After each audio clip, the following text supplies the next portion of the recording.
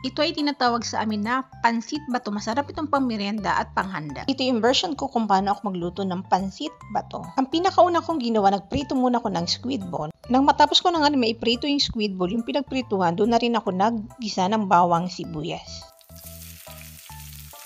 Sunod ko na nga rin nilagay dyan yung manok. Pampalasa naman na aking ilalagay. Naglagay din ako ng konting toyo, pamintan durog. Kung nga rin sa manok, maglalagay rin ako dyan ng atay ng manok. Maglalagay nga rin ako ng oyster sauce. Lulutuin lang natin yung pangsahog natin sa pansit bato ng mga ilang minuto. Fast forward, ito na yung aking nalutong pangsahog sa pansit bato. Yung pinagtulutuan nga rin ng manok at saka yung atay, doon ko na rin ilalagay yung tubig. Inilagay ko na nga rin yung chicken cubes. Dahil kumukulo na nga rin yung tubig, nilagay ko na nga rin yung pansit bato. Naglagay na rin ako ng pampalasan toyo. Kailangan lang talaga dito kulong-kulo yung tubig para maganda yung pagkakaluto sa pansit bato. Nga rin sa toyo na pampalasa, naglagay rin ako ng konting oyster sauce, pamintan durog, yung tinunaw naman ng cornstarch, ito ay optional lang din. Hahaluin ko lang din siya mabuti para hindi naman masunog yung pinakailalim ng pansit. Ang pinakahuli ko naman ilalagay dyan yung mga gulay. Bali yung pagkakaluto ko nga rin dyan sa gulay, bali half cook lang din siya. Para medyo malutong yung ating gulay. Kinuha ko na nga rin yung luto kong pangsahog, nilagay ko na nga rin dyan sa ibabaw yung squid ball.